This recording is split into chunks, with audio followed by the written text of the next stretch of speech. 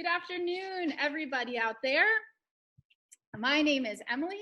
We are coming at you from the USS Constitution Museum in Boston, Massachusetts.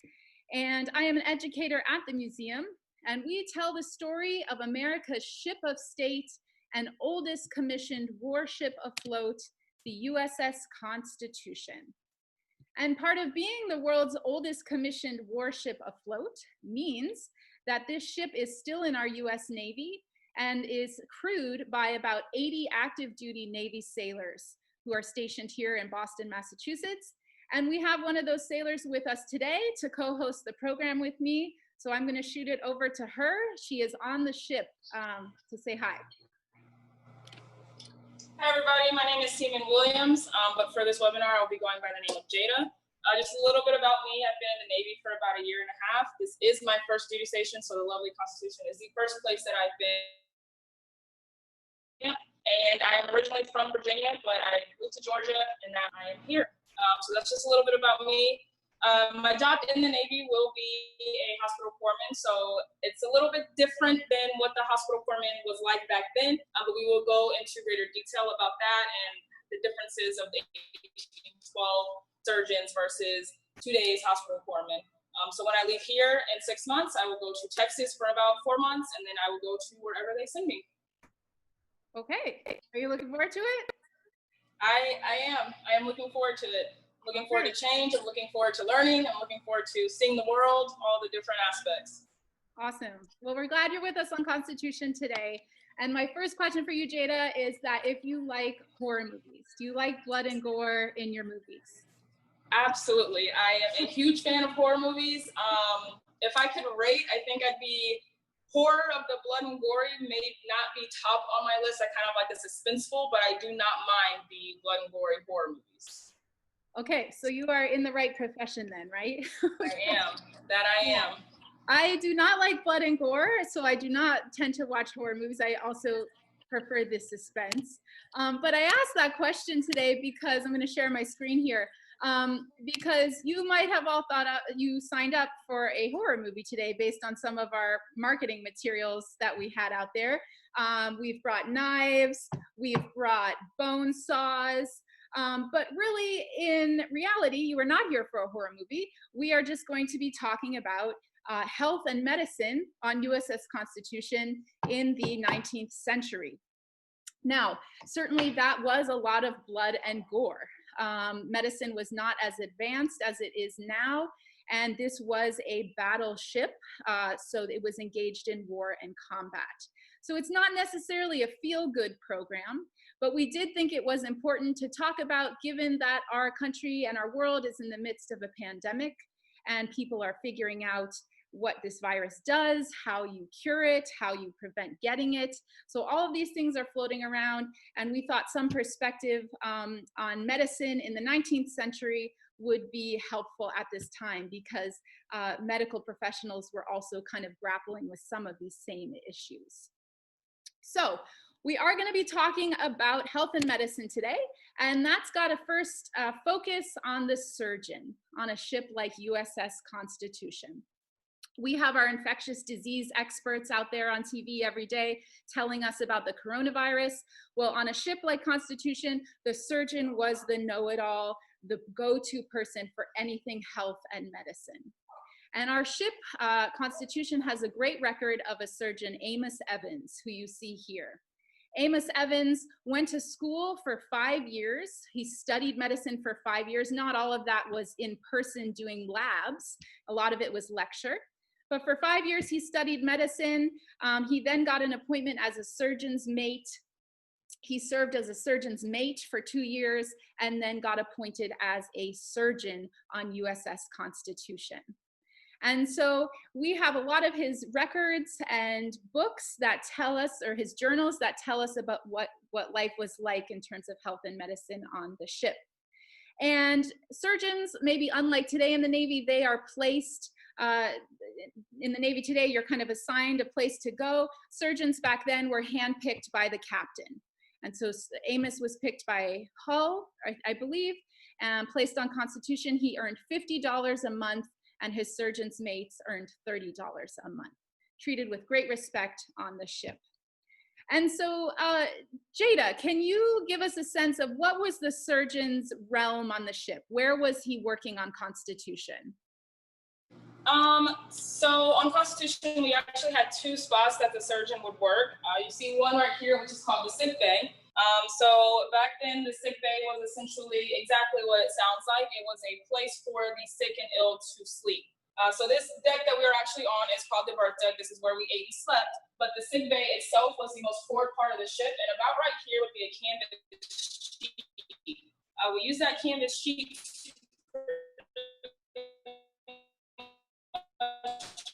to block off all of the sick sailors from the healthy sailors to sleep pretty much the same way that you can see them down there, but they would string up the same way that they are strung down there, and they would just sleep.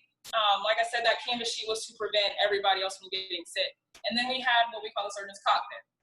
So the surgeon's cockpit is one of the lowest levels of the ship. It is on our forelock deck, and the surgeon's cockpit is very, very short. So when people see it or people go down there, they always ask us the question, why is this level so short? It is actually about 3 feet tall.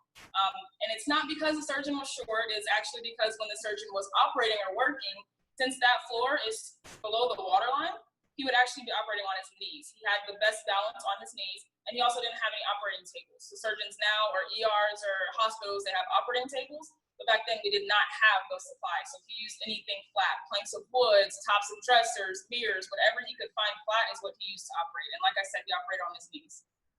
Oh, okay, yeah. That's helpful to know. So I see there's no windows really down in this area, right? There is not, no. Yeah. Okay, so cramped space, not a lot of air. Very. Yeah, okay, good to know and have that sense if we compare it to, say, a modern hospital or something like that. Yes. All you're working with is the wood there. All right. Pretty much, yep. Yeah. Okay, thank you for showing us that. I'm going to share my screen and show some photos. And in the meantime, Jada, some folks are having trouble with your feed, so I'm wondering if you could move up a deck or two so the connection is better for the rest of the program. Does that work?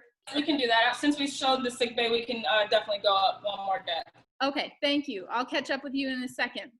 So as Jada said, she explained the realm of the surgeon on Constitution, and his daily job was to be basically doing a sick call every day at 10 a.m., checking on those patients who were in that sick bay that you saw, and keeping a daily log of these folks. So he would have a logbook, something like this, and he would jot notes on each of his patients. And so I can read you some examples here from an actual document we have. Let's see, Seaman White, cough much better last night. Pills, elixir, vitrioly, and grog. Okay, Seaman Mitchell, legs better. Dickinson was seized yesterday with a chill followed by fever and sickness at stomach. Prescription, grog. So you can see he keeps track of everybody's ailments, what he was prescribing to them. He'd also assign special dietary orders, and he would have to give a list to the captain every day of everybody who was sick in sick bay. Certainly though, the surgeon really came alive, as Jada was saying, in battle, in this cockpit area, because battle was a major source of injury on the ship. And so you can see here an illustration of what that cockpit might look like. The surgeon was in crisis mode, dealing with the injuries of battle. Now, Jada, what were some of the common injuries a sailor might get during a battle on Constitution? Some of the most common injuries that we would receive a lot of them were from us handling the lines and the ropes and manning our sails. So we would get what's called rope burn, and that's just from the overuse of your hands against the rope sliding or the line sliding and just causing a burn. That was one of the major injuries that we would receive outside of battle. Within battle, you have the more prominent, the obvious ones. You have like people going deaf from the amount of times the guns are going off, or you just have someone, their leg get hurt or cut, or just like the basic injuries that don't convey them dying. So just those basic injuries from just any ship going to battle pretty much.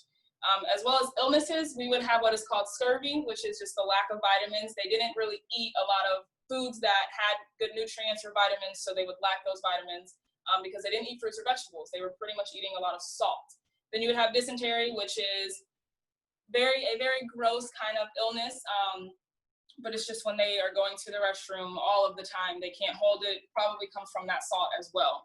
Then you have the actual lacking of the vitamins, which plays into the scurvy. Then you have night blindness. So you have night blindness, which also is because of the lack of vitamins. So these lacking of vitamins are causing so much other illnesses. That is what causes the scurvy. That's what causes the night blindness. That is what causes the dysentery. Wow. Okay, not a great scene there with all that stuff. Not at all. No, thank you. And then, of course, what Constitution is made of wood, I imagine that would be a bad thing in a battle too, in terms of injury and splinters, right? Yes, it could be, but since Joshua Humphrey was just so smart and tactful in the way that he constructed the ship, there were not many battles that actually caused penetration to our hull. So there was only one major battle where we were losing pretty bad until we got back up on our feet and we started winning. The only reason we were losing that battle so bad is because our wheel got blown off. We did not have a wheel to steer the ship.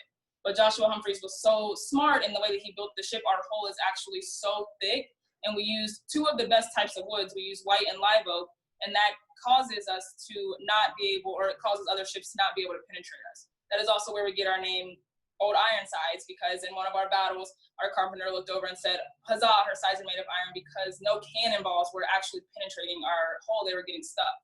Okay. Okay, so that might not be as big an injury as we had imagined. Okay. Not at all. Okay. So thanks, Jada. Gave us a great rundown of some of the common injuries and illness on Constitution. Certainly during battle were several of those. This is a quote from a midshipman during the Battle of Guerriere. "Pieces of skulls, brains, legs, arms, and blood lay in every direction, and the groans of the wounded were almost enough to make me curse the war." So there's that bit of that horror movie in this for you. I love the captain of Constitution, John Benda, often says, you know, yes, Constitution is our national symbol. We're proud of her. It's a pride of our Navy, but also to remember she was a battlefield and people died on her and were injured. So good to keep in mind. So the surgeon in a battle setting, he had at his disposal a surgeon's kit, which you see here. This is a kit from the USS Chesapeake, which was one of the sister ships of Constitution. So take a look at this kit. What are you seeing?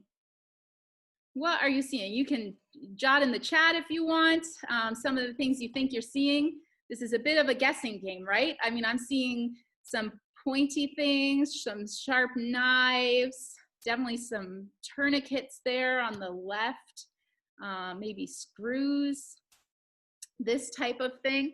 So we're going to unpack this kit a little and see what a surgeon had at his disposal to treat some of these battle injuries that Jada was talking about. So the first, of course, are knives.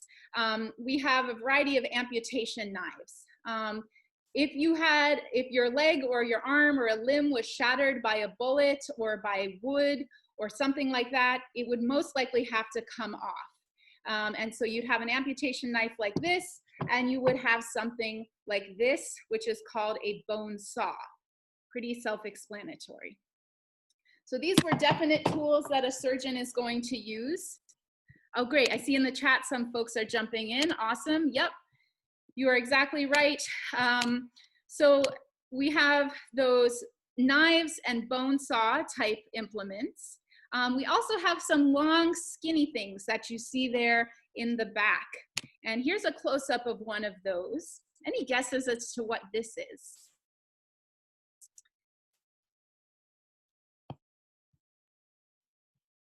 Okay, we'll take a look. So this is something called a bullet probe. So if a bullet entered your body and you had a wound, this was something that basically the surgeon could poke into your wound to try to find where that bullet was. And so the ironic thing about this is that things were not sterilized. And so this might actually cause you more infection than the wound itself by moving this from person to person trying to find the bullet. But it's what they had, And the next thing to come would be the bullet extractor, which looked like this. And you can see there in the end, that end would clamp down on the bullet. Once you found it, the screw at the top would turn and it would be able to clamp on the bullet and pull it out, not too unlike a claw machine that you might find at an arcade. I apologize for the silly analogy, but that is really kind of the way that a bullet extractor worked. Of course, you also had smaller bullet extractors, something like this, that it didn't need to go so deep.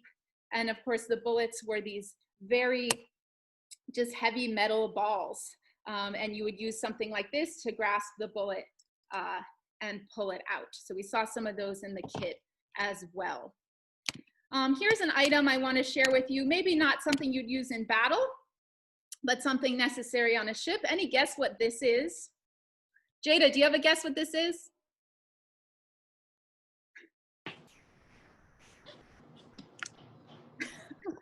I do not. I honestly have no idea what that could be. It looks cool, but I have no clue.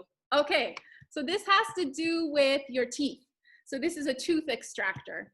And so maybe, like I said, not necessarily a battle injury, but if you had a bad tooth or pain in your tooth, this was the thing that they would use to clamp around the tooth and yank it out. So interesting stuff here. And then of course, this type of item is, you know, you're dealing with people, limbs being amputated, bullets being pulled out. There was no anesthesia. They basically had at their disposal liquor, rum or whiskey, and they had this thing here, which is called a bite stick. That's pretty self-explanatory. You would chomp down on this to kind of hold in your pain and keep from screaming. And often a bullet would be used as well, hence the expression, bite the bullet. So that gives us a sense of some battle injuries at war. And certainly for a surgeon like Amos Evans, treating these all the time took a toll. I imagine it's the same with the healthcare workers today, seeing all of these patients with the virus. It takes a toll on you. Amos expressed that in some of his writing by saying, "What an anxious life is ours. What a pity that the people cannot live in peace and not engage in the unprofitable contest of trying which can do each other the most harm." So here he is reflecting on the very nature of war because of all the injuries he's seen. Now, I don't want to mislead you all into believe that all of the injuries on Constitution came from battle, like Jada said. A lot of those were from, as she said, were from illness and disease. And so if you look here, this is a chart of some of the deaths on Constitution from her early in her service. There were 260 deaths of Constitution crew members during her active service years. And only 26 of those, only 10% were actually killed from wounds or directly in battle. And the rest, as you can see here, were often killed from fever or illness. So cause of death, consumption, fever, fever bilious, fever putrid. The surgeon didn't always necessarily know what type of fever was killing the person, so he would put something vague, but we know, as Jada talked about, some of the common diseases that were prevalent. I also want to call your attention on this chart to Richard Beeland, down there about in the middle of the chart. He died from falling aloft, so from falling high above on those sailors. And we have maybe 4 to 6 crew members who died that way as well, which just shows you the danger of the work that they were doing. My colleague can share a link out in the chat. Our public historian compiled all these death records, and we have them on our website if you're interested in flipping through. It's very fascinating, I think. I do want to bring up 2 kind of freak injuries that happened on Constitution to lighten the mood here a little. These did not result in deaths, but these did end up in sickbay. One Marine during the War of 1812 made his officer angry, and so his officer threw a speaking trumpet at his head. So that was one injury we have documented. And another one, a sailor was bit on the ankle by the ship's monkey. And that he ended up in sickbay because of that as well.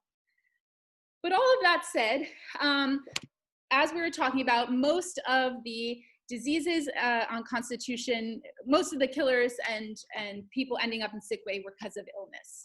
And here you see a surgeon from 1802 on the USS New York. and his list of all the different medicines and drugs that he had to bring on board for a voyage of this ship. And a lot of these are to prevent or help in treating illness. And I know the handwriting's hard to read. I wish I could read it. I've pored over this. I found one close-up here of some of the things on his list. And hopefully there's one you can recognize. Can anyone shout that out or see that there? Hopefully. That first ingredient you should see there is cinnamon. So that's familiar to all of us. Cinnamon had properties back then of being anti-inflammatory, helped with digestion.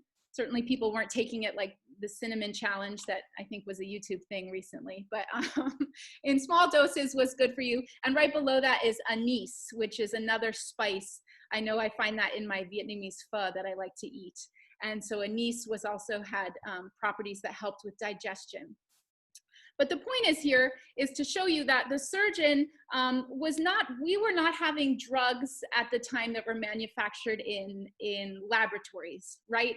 These are not a high level, highly researched drug. These are some common ingredients and drugs that the surgeon had to work with.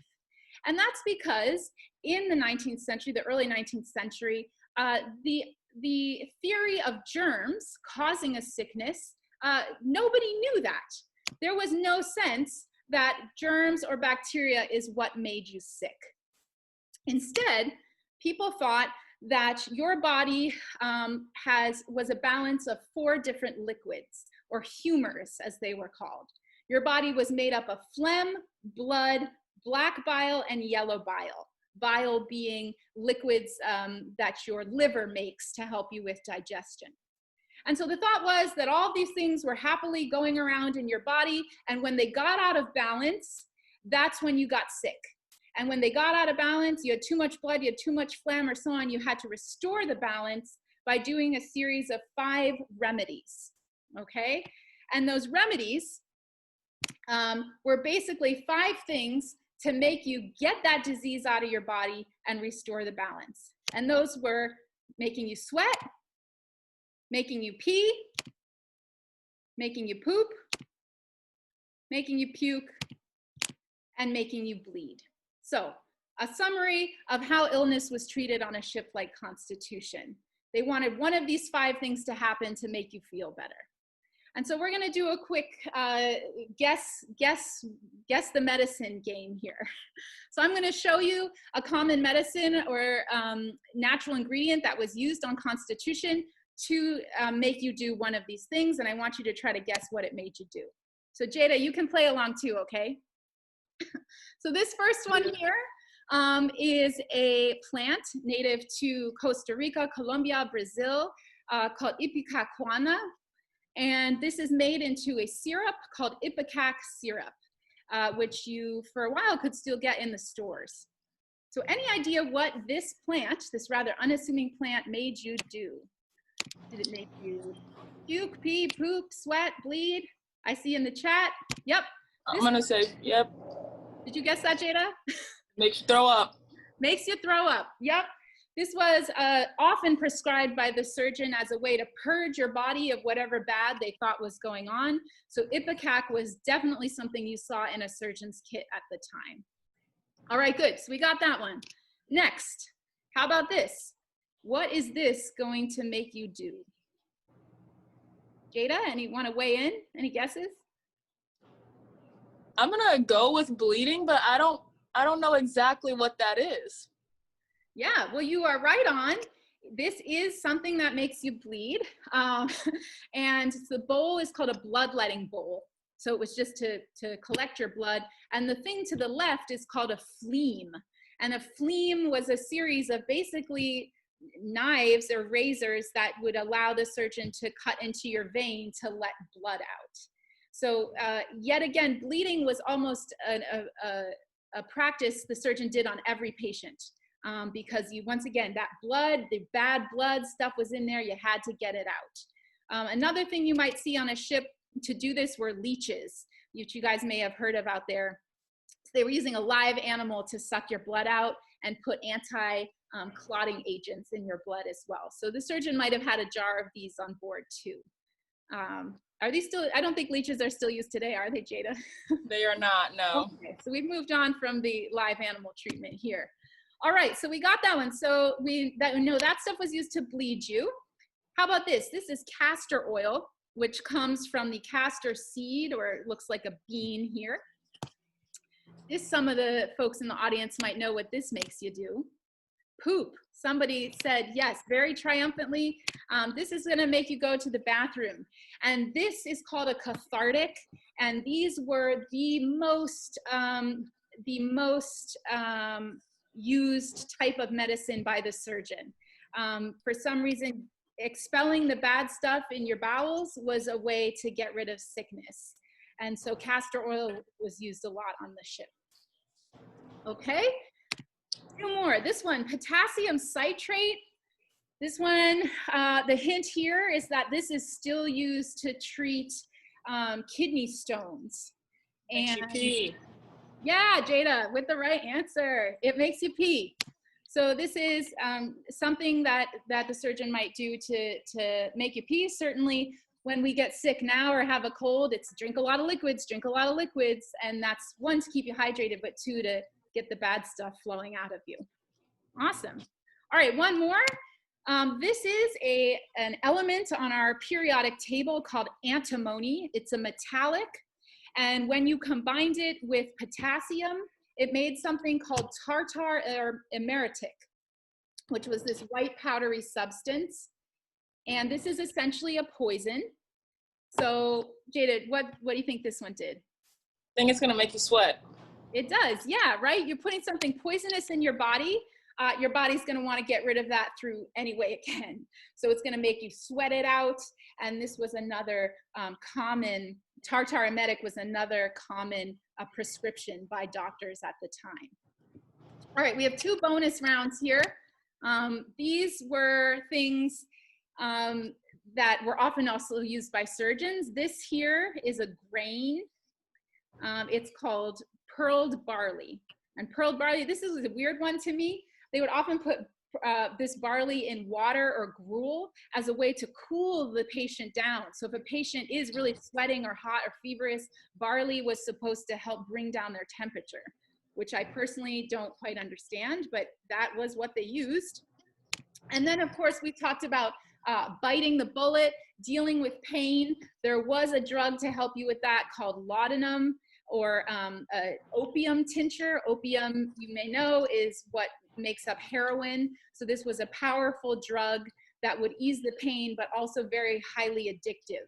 And so we wanted to be careful with that. But some surgeons had this as well for the men who were really, really suffering. So Jada, I'm gonna stop the screen. Do you have any reflections on this stuff in terms of like how the Navy is today with medicine? I'm just curious your perspective. We do not use a lot of those things. We obviously don't have the bite the bullet aspect because we have things that can put you under, like anesthesia. We really don't have any of those tools that the surgeon had back then either. They're more of like a mechanical aspect. So if someone has to get amputated, of course they're gonna have a bone saw, but it's not gonna be the bone saw that we saw there. It's gonna be something that is way more powerful and just cuts through that bone pretty quick, and you don't have to saw it with your hands. But for the most part, we have modern day medicine. So we have like penicillin, that's a drug that fights antibodies. And then you have like, a lot of times the doctors still prescribe you the basic Tylenol, Aleve, that just, you know, gets rid of headaches, just the basic stuff. But then we have some opioids for stronger things. So if you have bone surgery, you have those opioids that are still very addictive. So they limit the prescription amount. But we still have those opioids, you can say, to get rid of those very, very strong pains. Like I said, bone surgery or probably brain surgery, but just anything that happens that's very painful, we would use those opioids. Yeah, okay, that's interesting. So right, that has continued as a medicine that you see a similarity with. Okay, all right, good. Thank you. We are gonna just talk about one more thing that the surgeon did, because even though the surgeon didn't quite understand germ theory and that germs caused your illness, he did understand that hygiene was important. And so part of the surgeon's duties was to make sure the ship was a clean environment as best as it could be with 450 men living on it. And so one of those things involves, say, your hammock. Every sailor slept in a hammock down in a cramped space on the same deck where Jada showed us the sick bay. Those hammocks, every day, the sailors had to roll them up and put them up on top of the ship out in the fresh air, as you can see in the drawing on the right there. So that gave the hammocks fresh air. It allowed the berth deck to get a little bit of cleaning and fresh air. So there was some idea that this stuff helped keep illness at bay. They also had a regular washing day for their clothes, so that was important. So interesting that they had these ideas. And the last thing I wanted to talk about was just this idea that of health insurance, right? Like back then, the idea of health insurance didn't really exist. You might be asked some questions about your, quote, pre-existing conditions when you join the Navy, which might be something like, do you have all of your teeth, or do you have all of your fingers and toes? And these were questions, they might sound silly to us, but this was a quick way for a Navy recruiter to judge your health. Did you have good teeth? That could be indicative of the rest of your health. So that might be your pre-existing condition question, but otherwise, once you were on Constitution, if you were injured, it's something you had to deal with, obviously, the rest of your life with not a lot of help from the government. We do have one unique exception to that story on Constitution. This man, Richard Dunn, he was a crew member. He had his legs shattered in the Battle of Guerriere. It was amputated. He famously said, "You are a hard set of butchers," to the surgeon mates. But he had his leg off, and Captain Hull at the time really just took a liking to Dunn. And so after his injury, raised him $1,000 to help him, kind of like a GoFundMe back then in 1812. So he gave him $1,000 and then found him work on every ship that Hull served on for the next 25 years. So that was, I guess, a story of it's good to be friends with the captain who helped you out with your injury. Often, though, people who were injured in naval service could find work still on ships. Often they became ship cooks, such as this illustration shows us. Cooks weren't required to fight in a battle, and so if you had an injury, it was a little easier for you to do that job. And we had a cook, William Long, on Constitution, who had a maim hand, and so he was in that category as well. All right, so Jada, I know you shared a little with us about what the Navy, obviously the Navy has modern medicine and stuff. What is where are some places you might serve in the Navy as a hospital corpsman?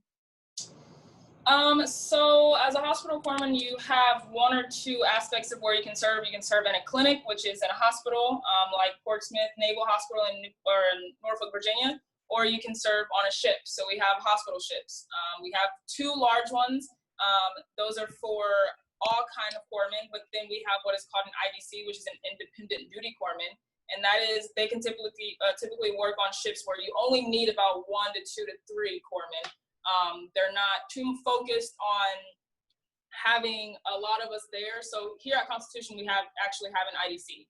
Our HM1 Garnu here, he is an IDC. They go to school separately. So you have your core school, and then you have your IDC school. So it's just pretty much learning on how to do everything, but better and by yourself instead of having other people there to help you out. Okay. And yeah, so right. So Jada was showing us, was showing you all a picture of the hospital ship, the USNS Mercy. And then she also mentioned, I'll show you this picture, the Naval Hospital the Portsmouth Naval Hospital in Virginia. So you have these sprawling land-based places as well. That was not the case in the 1812 Navy land hospitals, were not the case in 1812. Those came a little later in the 1800s. And certainly, Jada, like if you have to go to the doctor now, you have insurance and you go to the hospital, like all that is changed as well. Yeah, so it typically starts with you going to your HMs. So if you're at work and you feel sick, you go to your HMs, your HM1s, your HM2s, your docs, whatever corpsmen are there, that is who you go to. And if it is something that can not be controlled by just the HM, because obviously we go to school for 4 months just to learn the basics, what kind of medicine treats what we can do to treat, headaches or allergies or things like that. But then you have, your actual doctors or civilian doctors who have gone to school for 8 years. So if it's something that is untreatable by us, we will send you, give you what we call a referral. We will send you to an actual hospital. And yes, like you said, we do have insurance, so that insurance covers it. But when we send our referrals, we make sure that it is a hospital that our insurance does cover. Okay. And have you ever been really sick in the Navy, or are you staying healthy? I am staying as healthy as I can. I've had a couple colds here and there just because of weather change. Like I mentioned earlier, I'm originally from Virginia, moved to Georgia, went to Chicago for boot camp, and I was actually in Chicago during one of the coldest times, and then I came here. So just that weather change from being in Chicago when it was literally negative 50 degrees with the windshield, and then moving to Boston in February, naturally I caught that cold. And just the weather going from cold to hot, just basic colds, but nothing serious to where I've had to go to the hospital to get it checked out. That's good. Yeah, because in our records show that the illnesses on Constitution, the main killer was just something called catarrhal fever, and that was just a severe cold. But back then, it killed a lot of folks. So I know this is a silly closing statement to make, but we have advanced. We're grateful we've advanced. But I hope like this has given you all some perspective today on medicine in the 19th century, and especially on a warship. And also I will say that even though sailors didn't have health insurance or disability insurance, these kind of things, they were better off than their counterparts on land. Because if you think about it, they did have access to a trained surgeon and surgeon mates 24/7 serving on the ship, which someone on land at the time would not have had that kind of access to medical care. So ending on a positive note. So I hope everyone stays healthy out there as well. Shout out to all our healthcare workers who are at the front lines of this virus. And Jada, I hope you have a great, thriving career in this field. It's important work. So thank you. Thank you so much. Yeah. And everyone, thanks for joining us. We'll be back in 2 weeks with another episode. You will get a survey at the end of this. We'd love it if you could fill it out and let us know what you thought of today's program. And all right, signing off from the museum and the ship. Thank you.